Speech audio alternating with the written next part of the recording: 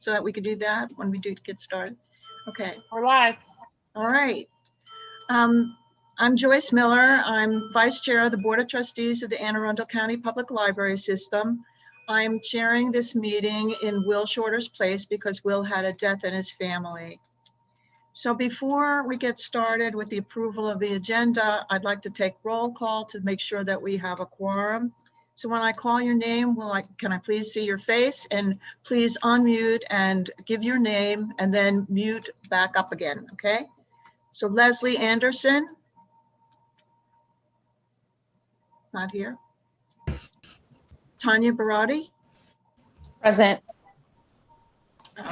Joan Beck. Present. Kathy Belcher. Present. Thank you. Joe Bless. Delix Cruz. Present. Okay, thank you. Jim Estep.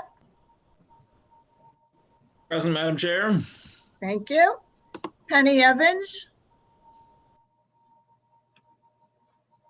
Barbara Maxwell. Present. Don Rowland. Present. Thank you. Rob Zapp. Rob sent a message earlier that he was having trouble with his internet from home, so he may not be here today. Jackie Seaman. Present. Thank you, Jackie. Welcome. And Will is not here. Simona Simmons. Present. Thank you, Simona. Jana Lane Smith. Present. Yes. Sandra Solomon. Here. Thank you. Jerry Starr. No. Brooke Toomey. No. We have 10 of us. Brooke's here. Brooke is here. Oh, okay. Yes. Okay. I so don't we know if you can hear me. I'm having a really tough time hearing you guys. It's all broken up. Oh, sorry. We do have a quorum. So everybody mute again if you haven't already. We're going to get started. The approval of the agenda. Is everyone okay with the agenda? And if we are so, could somebody motion to approve? Motion to approve. Okay, Joan Second. approved. Second? Jim? Yes. Seconded, okay. Has everyone had a chance to look at the minutes? Are there any additions, corrections? Are we okay with the minutes? Any comments? If none, then could somebody please motion to approve? So moved. Thank you, Jim. Thank you. Who seconded? Dale? Joan. Joan, thank you, Joan. Okay. Okay. So treasurer's report. Joyce, excuse me, you've got motions, but you did not take Call for vote. the vote. Hmm? Oh, sorry. I haven't done this for a while. Okay, sorry about that. The approval of the agenda. Can we have a show of hands to see who approves, please? Okay. The majority. We good? Okay. Approved. Approval of the minutes. Can I have a show of hands to see who approves minutes? Okay, we good? All right. Minutes approved. Okay, we move on to the treasurer's report. Barbara? Unmute, Barbara. Oh. I just did that. Thank you. Well, we are approximately halfway through our fiscal year 21 budget. The total budget is $28,691,600. And so we would expect to receive and spend approximately 58% of the total funding. Overall, there's no major variances within the revenues, as 59% of the funds are received to date. However, we have a projected under collection of approximately $430,000 or 78% of the self-generating revenues. And the ones that are specifically impacted are fines, because we're no longer requiring fines. Collection service, which is going to be reduced because the fines are going to public printing, because we didn't have the face-to-face interaction that we normally have because of COVID. We were shut down completely from March 14th to June the 8th. Meeting room rentals. Again, because of the COVID and the relationship there. So we're projecting, like, as I said, approximately $78,000 less, or $430,000. However, we are also projecting that those reduction in revenues will be offset totally by reductions in personnel services because of vacancies, because of reduced usage due to COVID. We have not used the supplies and materials that were budgeted, and business travel will be reduced. So we expect that the budget to balance by the end of the year. What we are in the process right now of transitioning to a new model. We're reorienting our services to more of a virtual world. And as you have seen in our request for a supplemental budget and in our proposed fiscal year 22 budget, you can see the steps moving towards that reorientation to more of a virtual world. So I think it's a very big positive what's going on. It's just it's been a particularly difficult year because of COVID. Does anybody have any questions? Yes. Yes. You may not know the answer to this, but perhaps you can ask someone. Are we still getting funds from Laurel Racetrack?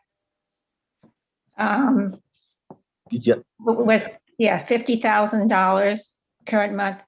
Fiscal year to date, we've gotten the 50,000. So we've received 100% of those funds. Great, thank you. And the same thing with the video lottery terminal.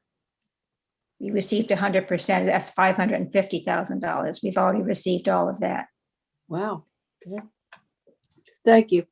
You're welcome. Okay, thank you, Barbara. Excuse me, Vice Chair Miller. I would like Yes. to, if there's no further questions, I'd like to have a brief update on our capital budget from our Chief of Support Services, Mr. Rodella, please. Fine, thank you. Thank you. I am, there we go. Let me share my screen really quickly. This is our current budget calendar, and as you see, we are most of the way through the preparatory stages for the FY22 budget. The next two items to come up are going to be the budget office review, which is currently underway right now, and the county executive's review. We are scheduled to brief the county executive right now on Wednesday, the 31st of March at 3 p.m. Right now, it's scheduled to be a virtual briefing for the county executive.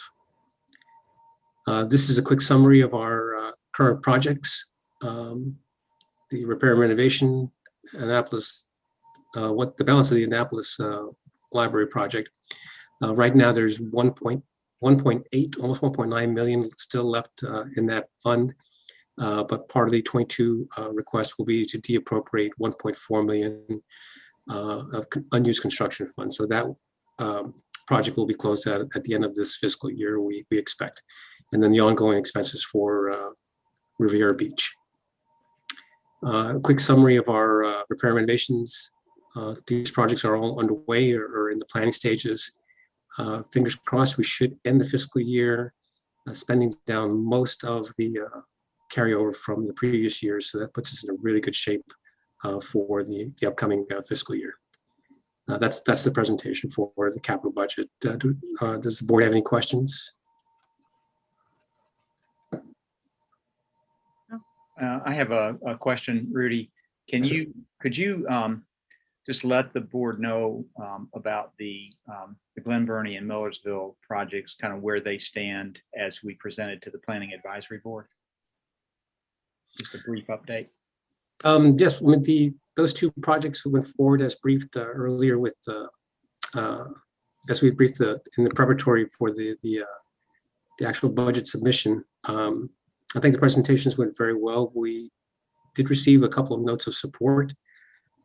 It's hard to tell right now because the They're still going through the review process with the county executive, with the budget office, and the county executive has not yet given us any indication as to whether or not they're going to make his budget.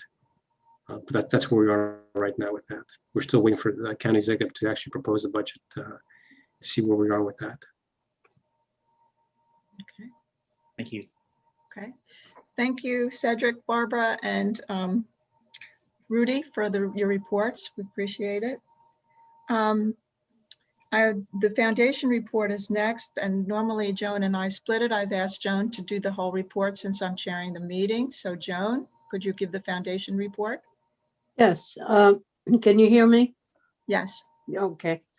I think the first thing that I would like to mention is that the foundation has completed their audit and all is well. And so congratulations to the foundation on that. They also report that the project $100 for 100 years is up and running and will be featured in the Capitol on February 28th edition as a library special anniversary partnership with the newspaper. This campaign will allow donors to have their name listed at their favorite branch on a special 100th anniversary plaque. Donors will also receive an invitation to a special celebration held at each branch in 2020. Let's hope that takes place. If you'd like to participate in this once in a lifetime campaign, all the information is on the website of aacpl.net. The foundation also recently granted $42,000 to the library since the last report.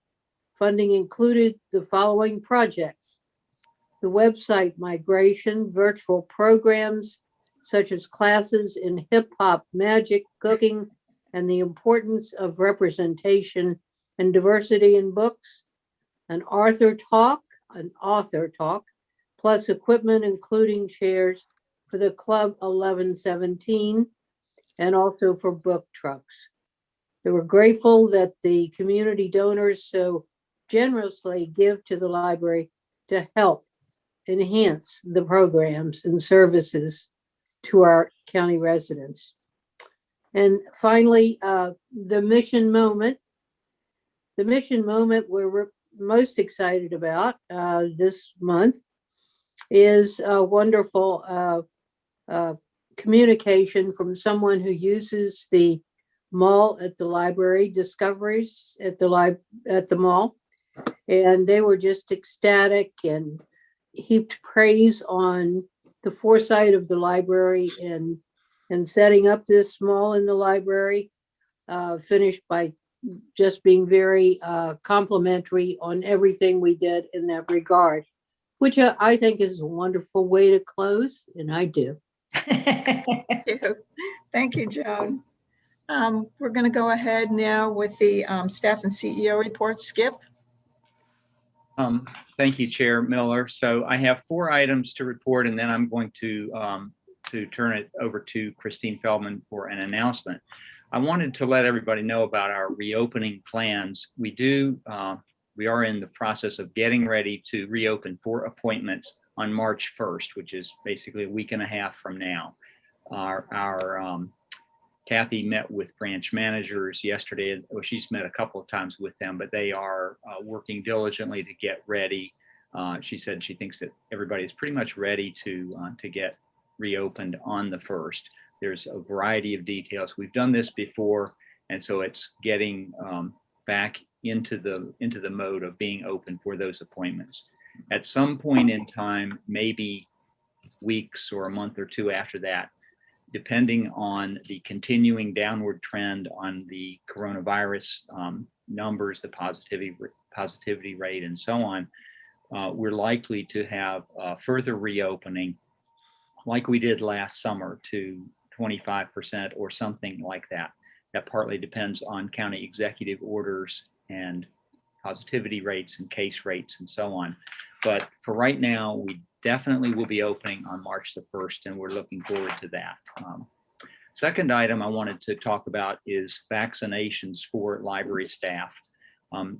I've been working very closely with the County Emergency Operations Director, Preeti Emmerich. As she's the main person who is kind of working through this, along with Dr. Kalyana Raman at the Health Department. And we have had a number of conversations attempting to get, especially our public services library staff, bumped up into an earlier phase. They want to do this. They've been trying to figure it out, but they are faced with a tremendous shortage of vaccines. And so that's overriding just about everything. We are encouraging staff to get appointments wherever they can. But at this point in time, we don't have, we're not in line to be moved up ahead of where we are now, which is phase 2. So that could be a long time before our library staff get vaccinated. So at any rate, we're pushing on that, and we'll see where that goes. Third item I wanted to mention is that our executive leadership team has been very carefully and thoroughly reviewing and discussing the recommendations in the governance and management report that Maureen Sullivan did for us, that she reported to us last board meeting. So we worked through that quite a bit. There are 11 recommendations for library administration and organization. So we're really focused on that. I know that Will has talked quite a bit about the 6 recommendations for the Board of Trustees. And I know Kathleen is working with her foundation board on the 6 recommendations for the foundation. So we do expect that to continue to develop. We aren't going to try to enact or act on all 11 of the administration and organization recommendations all at once, but we are putting a number of things in place. So for example, our strategic plan implementation team had a first meeting earlier this week to start going over sort of a reboot of the strategy 2022. That was one of the recommendations, and I just wanted you to be aware of that. Finally, I wanted to tell you that it was about November or December, back in the last part of last year, that our leadership team took a profile instrument called Emergenetics, and it was about 35 or 40 of our staff who had that. And we've decided that we're going to provide this for all career staff. This, if you're familiar with the Myers-Briggs personality profile, that's one type of an instrument that you can use. It is primarily based on Jungian psychology. This particular profile instrument is based on brain neuroscience research.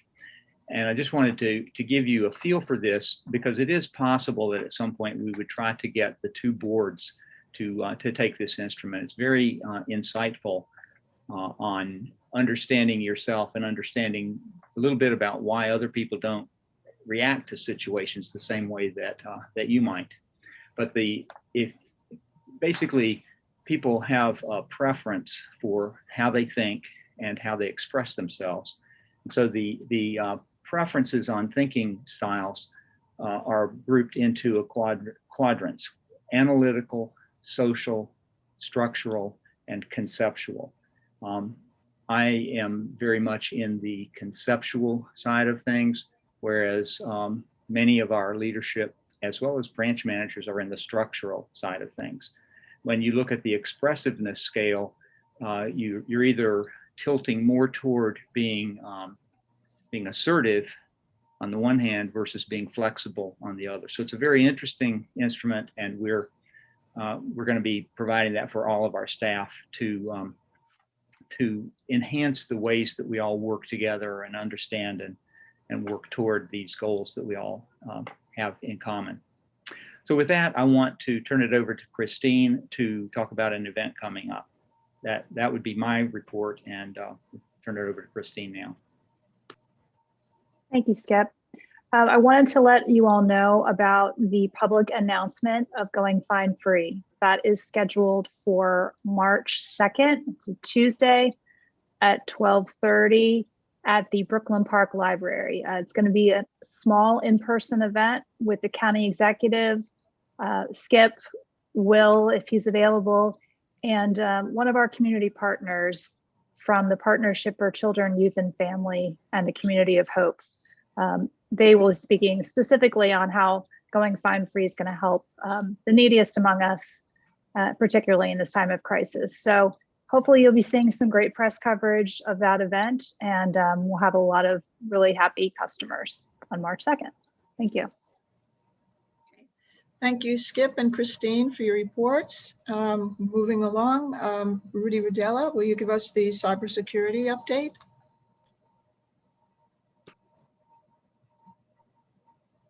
So good afternoon, trustees. So just as a refresher on where we are and how we got here, in September of 2015, the Anne Arundel County Public Library was affected by a malware outbreak. It was a variant of the Emotet malware.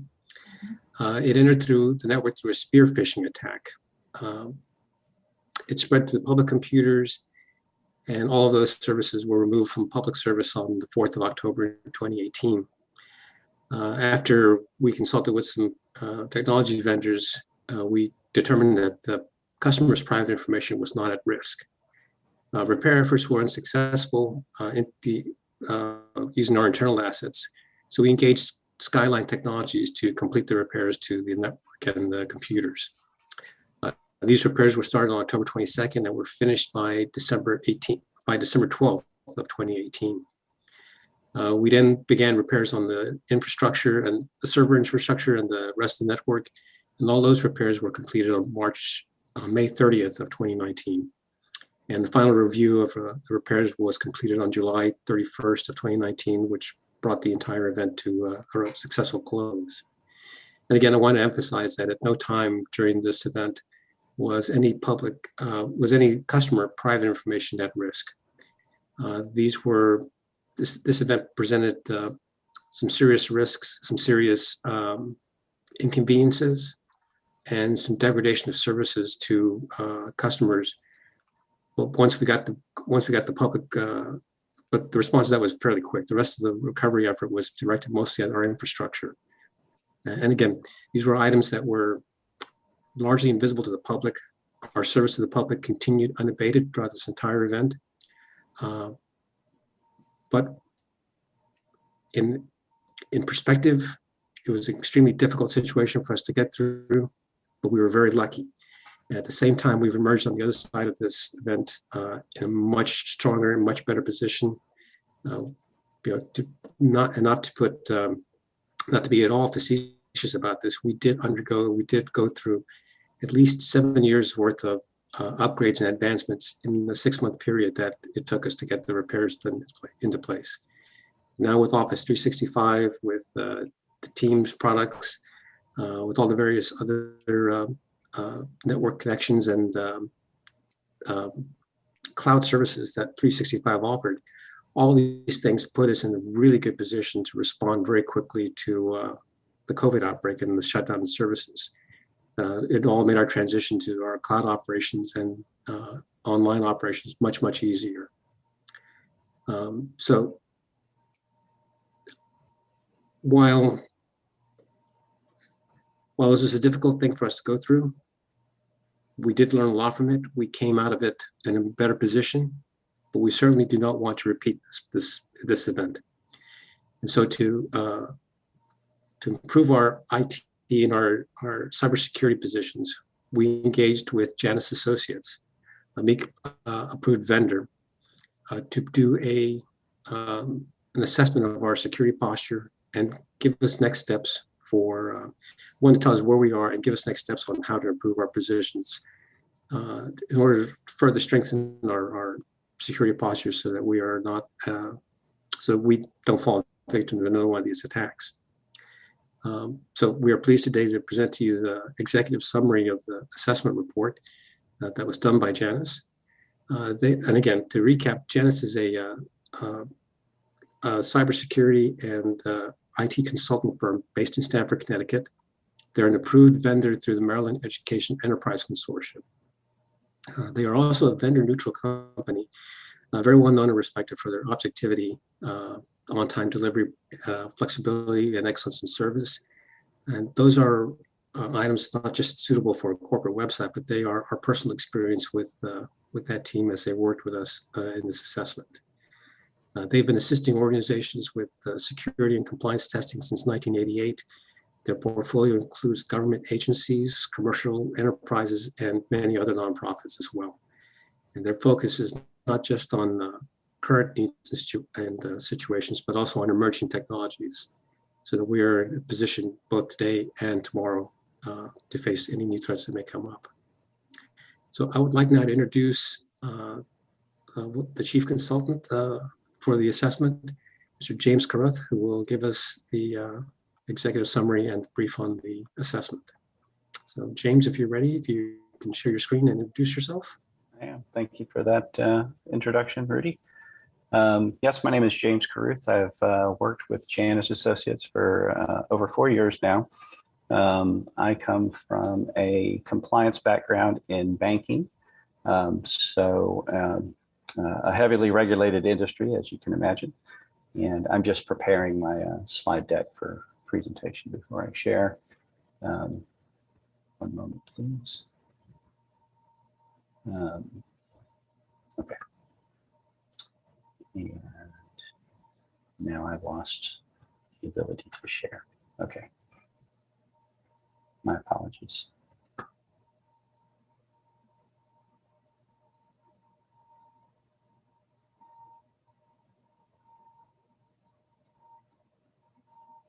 Okay, can you see the presentation?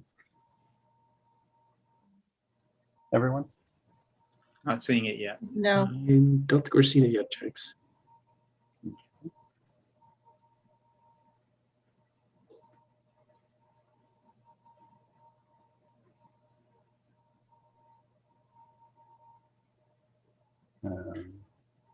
Selecting, let's try screen 2. Share. Now, can you see my screen? There we go. Okay. Yeah. Okay. We're good. I will probably have to change this screen setting real quick. Hold on. Okay. Yeah, looks And good. you should be able to. Okay, very good. Thank you. Okay, so Rudy gave us the introduction to who Janus is, and there's nothing really to add there. We were engaged to perform a vulnerability assessment pen test and a network architecture security review. And so with that, I have a summary of findings here. I'll go through the findings in our assessment and entertain any in-depth discussion you would like to field for those findings. I'm prepared to do it and for however long you'd like. But so to begin with, Rudy introduced us as a company that's been in service for or been in business for 32 years plus. Pat Fisher is the owner. She's the so it's a woman-owned business and small business. I'm the project manager and lead consultant, and Keith Harmon was also participating in the consulting activities and evaluation work for this assessment. I'm the only one joining the call, so if there are any questions that I can't field, I'm happy to get those answers back to Rudy for your purposes following. Our primary objective was to, again, as Rudy identified, identify any vulnerabilities that are present in the network, both from a logical and a physical network standpoint. Those could be patches on systems. Those could be configuration issues that we find that could be leveraged for exploit, weaknesses in the architecture. Any of those things were under scope. And then, of course, provide the library with a remediation plan to close any of those findings, especially those with known exploits. And let's see, design flaws, control weaknesses, attack vectors, all those things were discussed and identified in the report finding. And I will get to So the scope was to review the architecture, risk mitigation strategies, any policies, procedures, and standards that are in place, and then to evaluate the effectiveness of any of the security-related software or technology assets used in the environment to mitigate any of those risks. So just real quickly, network security is it serves as a strong line of defense in protecting against information or protecting your information assets against cyber threats. It's used as a layered network security plus a good patch management program, hardening practices for systems, making sure that deprecated protocols and whatnot are not present in your environment. That's all a layered approach of security, and the goal of that is to ensure privacy for your library members, secure any personally identifiable information that you may maintain on your members, make sure that their reading and usage patterns are not subject to, are not being leveraged against them, all in all for the purpose of preventing any reputational harm to the library, limiting any sort of legal liability that may happen or that the library may be responsible for if any of that PII was released to the public. Those are generally the purposes that we're engaged with. As far as the impact and risk, failure to address any of these things could result in the unauthorized disclosure of privileged information, infections, potential ransomware, virus and malware outbreaks could occur, just as Rudy identified from your past. So a proactive approach like this helps stay in front of those potential problems. And with that, I can get into the findings. So during the assessment, Janice produced, we did two, it was a two-staged approach. We did the vulnerability assessment and the penetration test first, reproduced a report of findings for that part of the engagement, and then our network review. So the findings during the vulnerability assessment, we did find that there were several systems running in production that were using an unsupported operating system. And that usually means that the system that we identified had reached end of life from the publishing vendor, like a Microsoft or a Linux or Apple. We've incorporated the management's response to our findings into this presentation. And so of those 16 systems that we found to be unsupported, as of November 18th, 14 of them had been replaced or retired, and all Windows 7 endpoints that we had identified in our work were replaced at that time. Oh, I didn't mean to do that. So one unsupported server remains, and it's a VMware server, and it's scheduled for migration, I believe, this month to Microsoft's Hyper-V, which is their virtualization technology. We also found production, the use of unsupported software, so akin to an operating system that has reached end of life. Unsupported software is software that the publishing vendor no longer issues software updates for. Typically, they've released a new version that supersedes the one that's in production use.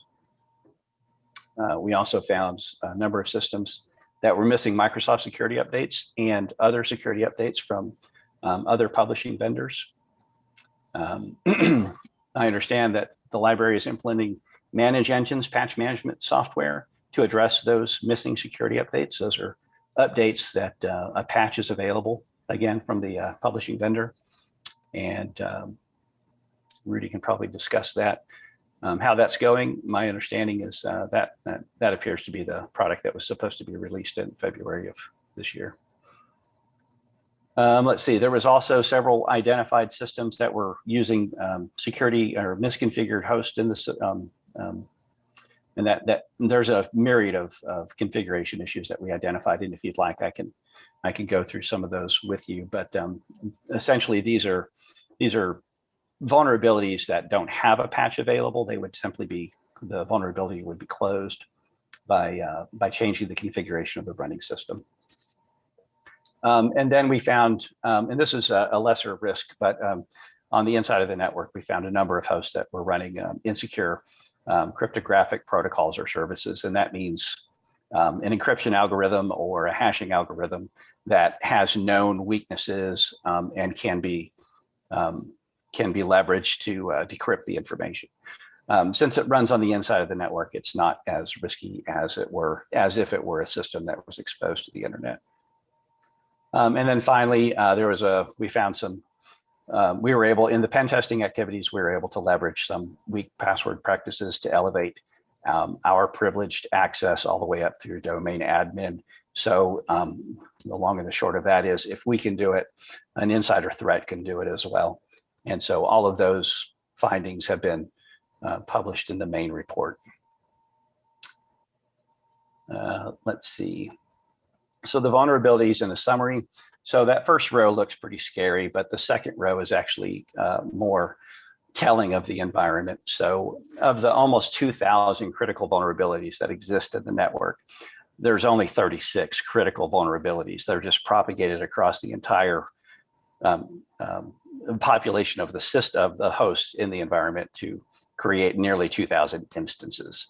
So the second row is an easier number to comprehend, and it's the top row is the one is how it's represented throughout the entire environment. Now, a number of those vulnerabilities would have gone away with the retirement of the Windows 7 platform. Of the vulnerabilities we identified with a patch, there were only 126 total, and of those, 48 had known exploitable code or processes that the entire world knows about. So there's a published method to exploit those missing patches, is what that is trying to tell you. So 38% of all the patchable vulnerabilities have a known exploit. And so to bring value to this engagement, we try to perform a capability model maturity assessment. It's a well-known assessment tool. It gives credit where credit is due, even though policy may not exist, procedural documentation may not exist, any sort of standard that a recognized standard like a NIST security framework or a CIS top 20 framework or ISO. In the absence of those known frameworks, the maturity model helps bring value to the environment, because while it may not be documented, you're certainly managing risk. And we take those into consideration to render a maturity scale, or a maturity grade based on the displayed scale. So it's not as bad as anybody would think based on the numbers that I had just displayed. I would say that the IT staff of the library is performing exceptionally well and at managing risk. The one notable exception is that the hardening standards, the number of problems we found associated with configuration issues far exceeded the number of vulnerabilities we found associated with patches. So if both were addressed, we feel confident that the maturity of the organization from an IT security standpoint would rise to a level of 3. And so the good news is we found nothing of high risk from the external network.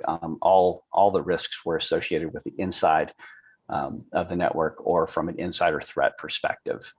So we do make a recommendation that that the sonic walls that are in place, we do make a recommendation that the advanced threat detection capabilities of the platform be enabled.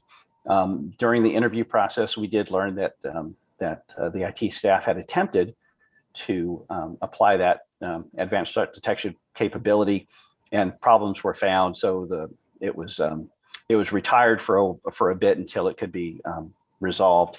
The plan at the time of the interview was to turn that capability back on either at the beginning or the end of this first quarter of 2021. And then I suppose Rudy can speak to that after this presentation. But let's see. So from the insider threat perspective, we think that the recommendations are to retire those out-of-date protocols and unused services. implementing a threat and vulnerability management program. So that would be akin to what we did for you. We displayed that, through our work that vulnerabilities do exist. So if you were to perform this activity, not necessarily from a vendor, but internally could work as well. If you were to scan your environment for vulnerabilities on a more frequent basis, you could be ensured that your patch management approach is more effective, and you would be your knowledge would be great. You would be greatly more aware of configuration issues that may exist in your environment, and you could be more proactive in closing those vulnerabilities on a regular basis. So we do make that recommendation that a vulnerability management program be implemented. Limiting the use of local users at administrative level access accounts, that would greatly improve the environment, the security of the environment. That is the configuration issue that we leverage to gain a higher level of privilege in your environment. So there's a number of solutions that were recommended that could address that. Disabling local admin access for those users, for the users of the local workstation, maybe implementing something called LAPS, which is a Microsoft technology that allows administrative access on demand as opposed to always having it. And then the final recommendation is to adopt some sort of a security baseline for devices that are end user systems, servers, and managed network devices in your environment. So there's at least some level of security that is put into place prior to those assets being deployed on the network in production. This is a little hard to read, but it's the activity that we assessed and measured using the CMMI model. I believe everybody has a copy of this presentation. If there's anything on here that you would like me to address, I'm happy to do so. But it's how we graded it. The items in red were simply not performed, but performing those items, of course, would enhance the score. And then anything with a 1 or a 2 indicates that it's not necessarily where you want to be from a level of maturity. Anything with a 3 or higher means you're doing it very well based on this model. And then anyone receiving a 5 means you're doing it so well that there's no possible way to improve it. You're always looking for ways that just don't exist. So generally speaking, I'd say the library staff's doing very well. The only thing that knocked it back down to a level 2 are those 3 activities that are not being performed. So taking a closer look at those hardened or those configuration issues and incorporating these 3 areas of assessment that were not performed back into the process would sure things up for the environment. So we overall compared the results of this assessment with several other organizations that we've done assessments for of similar size and complexity, and we think that the library compares very favorably. It's not any worse and it's not any better than a typical environment like this. The critical and high risks that we identified in the network are on the inside. It does represent an insider threat, and they're easily closed with some activities from your manage engine deployment and taking into consideration those configuration issues. The threats from an external source are moderate, but utilizing those the expansion or expanding the capabilities of the sonic walls advanced threat detection would reduce that overall risk greatly. And then again, the biggest risk that we identified is from an insider threat. And that's not to indicate that you have a rogue employee problem. It's more to identify that that if some system were to become compromised because of a virus outbreak or as Rudy identified, a spear phishing attack or a regular phishing attack, then the problems we identified could be leveraged in that insider threat. So addressing those, we feel, is probably your best approach to shoring things up. Let's see. And then finally, Scott identified that there were 200 unmanaged laptops in the environment. They were typically used for a school or education setting within the library. And unmanaged means that they're not, there's no management at all, really. It's just an operating system with some applications, and it's a free-for-all for whoever chooses to use that. During the time of COVID, our understanding is that they were deployed for library staff for remote access and remote working needs. That does introduce a risk because they are not under management. They don't have an endpoint protection software installed. They're not joined to the domain. They don't get configuration policies pushed from the domain controller. And so our recommendation is that that they be brought under management if they're going to be continued to use for your remote workforce. And in light of, if that's not possible, the library also has a subscription to a product called Microsoft Intune, which has mobile device management capabilities. And that software could be leveraged to harden, for lack of a better term, and make more secure the environment that your employees use it under. And if neither of those if neither of those options are suitable, then at a minimum, bringing the system back in and using that security baseline is a recommendation that we would encourage strongly. That would bring them to a level of security that the library is comfortable with. The system image could be reapplied to those devices, and then ultimately pushed back out to your remote workforce. But those are the recommendations we have with that category of device that you own without management. And that takes us through the end of the presentation. And I'm happy to entertain any questions you may have. I can bring up the initial report to go over the findings in greater detail if you like, or anything really. And Scott Barter, our IT manager, is also on the call. I'm going to ask him to unmute and be ready to help us out answering any questions the board may have. Okay. Excuse me for asking this. Did you say this document, we have a copy of it? I thought you did. It was. Yeah, I've looked through I think we have 12 attachments, but I don't believe I see it, or I'm not recognizing what it is, because some of the pages are hard to read. I'm sorry, I think we may not have included this with the board packet, but I'll make sure that this goes out later this afternoon. Oh, okay, thank you. Yes, ma'am. Okay. June? Just one follow-up question, and maybe this has been answered, but I didn't quite understand it if it was.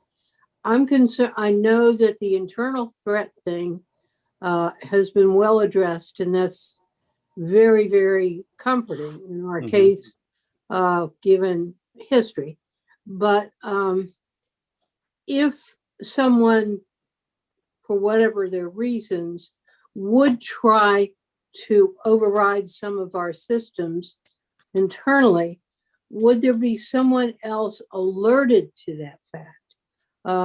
Like, would a supervisor get a duplicate message that there's something not right, or? Let me take that one. The short answer is yes. We've got new systems on our network right now that continuously monitor our own internal account activities. And Scott and his team do get an alert every time something unusual happens on the network. Just as an example, one of my home computers has got a VPN, a virtual private network on that I use for personal items. And I forgot to turn it off when I logged back into the library's network. And right away it flagged it, and I got a call from Scott 5 minutes later. So, so from personal experience, I know that these things are working very well. But as James noted, we've got some more work to do. I don't want to paint an overly rosy picture. We do have a lot of homework to take care of. But Janice has given us a very good roadmap, and we are looking to get those 3 items that he identified checked off and done by the end of the year. Sounds very, very, very good. Thank you. And there is some sensitive information in the and confidential information in the vulnerability and penetration test report.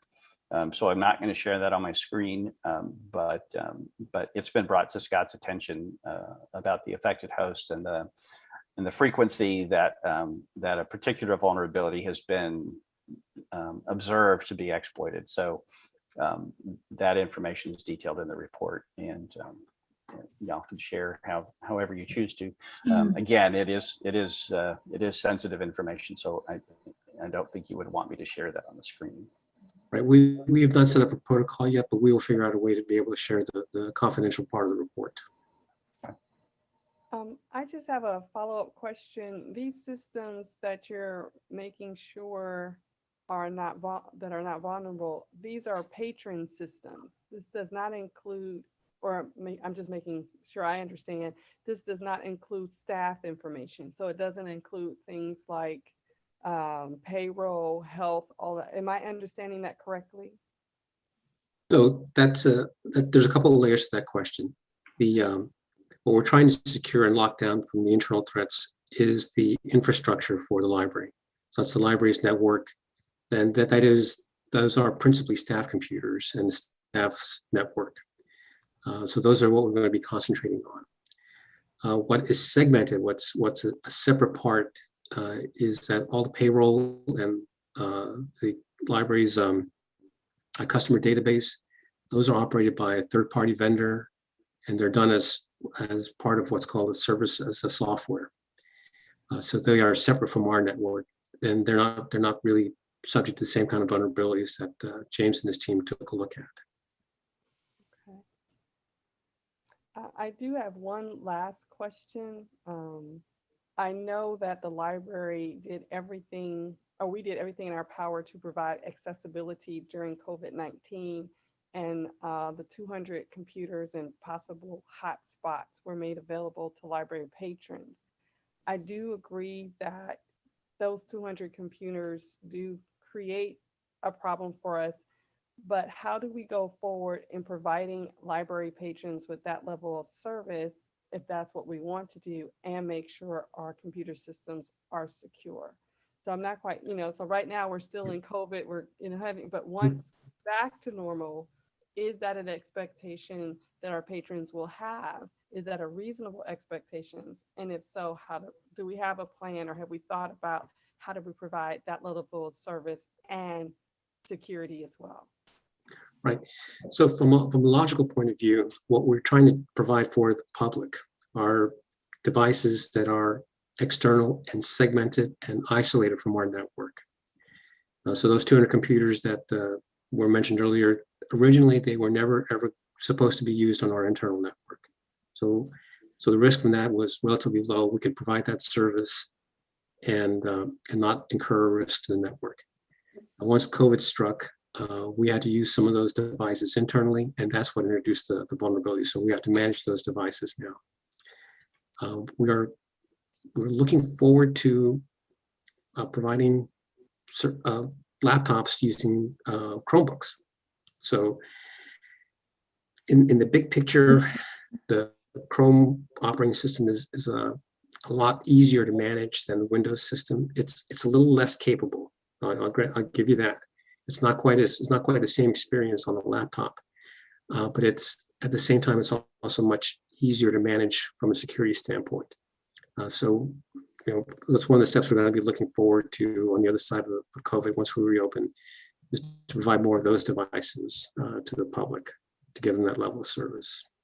Yeah, I would echo that. My first thought when posed with that question was Chromebooks would fill that niche pretty well.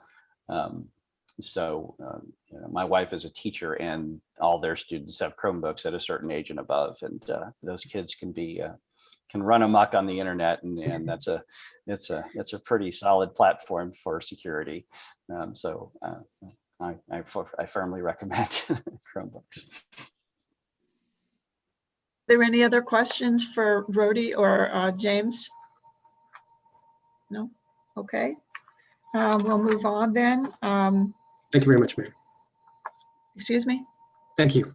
Oh, thank you.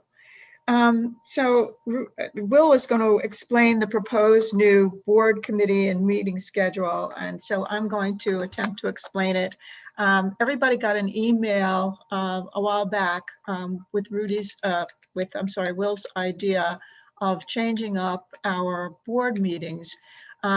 He's really thought out of the box and has come up with a novel structure that I think I was really excited about. I think it will serve us all pretty well in that we would alternate every other month. 1 month have a board meeting and 1 month we'd all be committed to a committee. We have a lot of work we have to do. We have all of Maureen Sullivan's recommendations.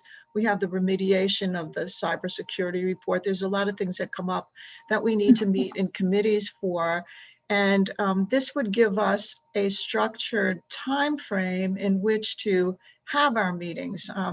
Many of us have been on committees in the past, and particularly if you're a committee chairman, it sort of is almost impossible to schedule a meeting at a time when everyone can meet. And so it really makes you tear your hair out when you're trying to plan a committee meeting. We wouldn't have to tear our hair out in that we would have a structured time because we're all committed to the board meetings. So we could use that time frame for all of us to meet in committees. So Will's plan is for every board member to be on a committee. So everybody will be participating. Will flesh this out in better detail to us, maybe at our next meeting, or through email. I don't know which, because I don't know whether next week will be a committee meeting or not. I know he's going to assign chairman for different pieces of this, and then he will assign people to be part of the committee. So that's basically the plan. This is something we've never done before. It makes a lot of sense to me, having chaired committees and having been a committee member as well. I just think it makes efficient use of all of our time, and it will help us get through the myriad work we have to do as board members. We have a fiduciary responsibility to make good on the recommendations that have been proposed to us. And we have a lot of work to do, and this will give us a time frame in which to do it. So does anybody have any questions about that? Joyce, my only concern would be that there's certain business things that we have to put off as it is. That potentially can mean that we're going to put off a policy decision or some other decision for 2 full months. It'll be, that's my one concern. Otherwise, it sounds fine, but maybe what we could do is every other month do an hour of committee meeting and then come back to the board to finish up the most important stuff that needs to be done. Well, that's certainly a thought too, Jan.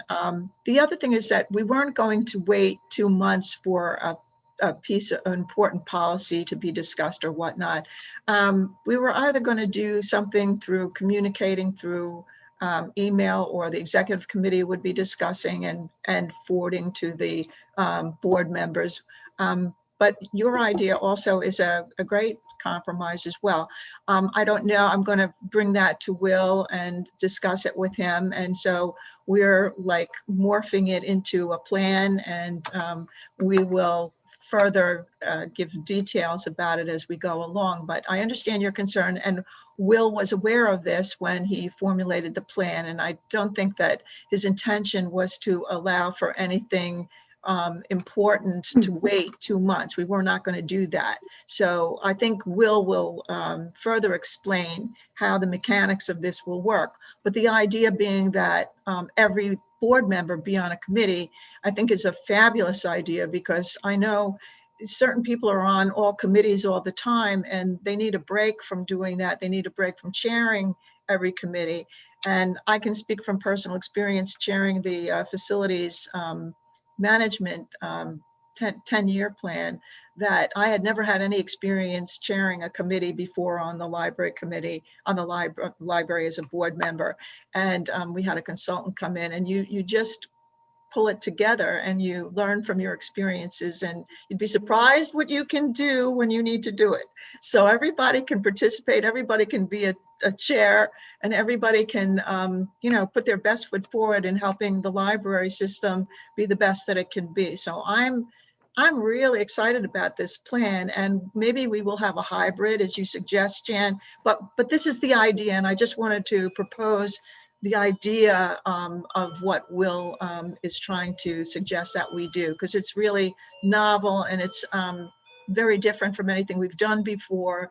And I think that we could make a lot of progress with getting through a lot of our issues. We have diversity issues. We have so many things that we need to be working on, and we haven't really been in committee mode in a long time, and we need to get there and get things done so that they're done efficiently. So I applaud Will for thinking of this, and I think it will be a very efficient plan.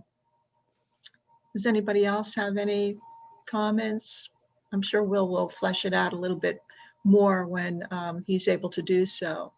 But Joyce, I would like to just mention, Will asked me to recommend staff support for the committees. So I wanted to let everybody know for the 3 committees that he talked with me about, I've recommended 2 people each from our executive team to be on each of these 3 committees. So for finance and audit, that would be Cedric and Kathleen. Mm-hmm. Governance, strategic planning, and organization, that would be Rudy and Christine. Mm-hmm. And for HR and diversity, that would be Coven and Kathy. That's great. I think that's fabulous. I look forward to their participation on our committees. I think it will strengthen relationships between the board and the executive leadership as well. I think it's a great idea, and we appreciate that you thought of that to do. And also, just to be clear, they would be non-voting members of the committees, just as I'm a non-voting member of the board. Correct. Okay. Anyone else have anything else to add or ask or bring up at this point about the plan? No? Okay. I will mention before we adjourn that there are 2 dates to consider. One is the next Board of Trustees meeting, which is at 4 o'clock on March 18th. And also the FY22 operating budget request presentation to the county executive at 3 o'clock on Wednesday, March 31st. And Skip, I'm assuming that's a Zoom or not? Yes, that'll be a Zoom meeting. Yeah. Okay. So any other business? I have a question for Skip. Yes, Joan? Someone asked me the question, so I'm directing it to you, Skip. Do you have any information on when meeting room requests may be accepted? Now, I understand we don't know when the library is going to open, so that's an open question in itself. But will there be an ongoing priority list or that sort of thing? I think I'm going to defer to Kathy to respond to that, Joan. Essentially, we have to get reopened. We have to get to the point where our meeting rooms are not overwhelmed with quarantined materials. So we probably are thinking summer or fall at the very earliest. But let me let Kathy respond, because I know she's been talking about this with the branch managers. Hi, everyone. Sure. I don't really know when meeting rooms will be open to the public, or when we would even start taking reservations, because I certainly don't want to start taking reservations until I know for sure that they can be open. We are using the meeting rooms for quarantine. We're also using them to store furniture, because we've taken a lot of furniture off the public floor to discourage people sitting and staying for long periods of time. And we're also using the meeting rooms as staff spaces, because one of the issues we've been having is a lot of our staff workspaces are very, very small. And so staff were sitting way too close to each other for too long. And so we had to set up these makeshift workspaces in the meeting rooms to separate staff, to let them have enough room to safely do their work. So until we can get all of those things resolved, even if we are able to gradually open a little bit more, I don't see us having meeting rooms for the public yet. I will keep you all posted for sure. Okay, thank you. Thank you. Anyone else have any final thing to say? Okay, then I will adjourn the meeting. All in favor? Do we need to vote on that or we just adjourn? Okay. Thank you. See you all at our next meeting. Sounds Bye.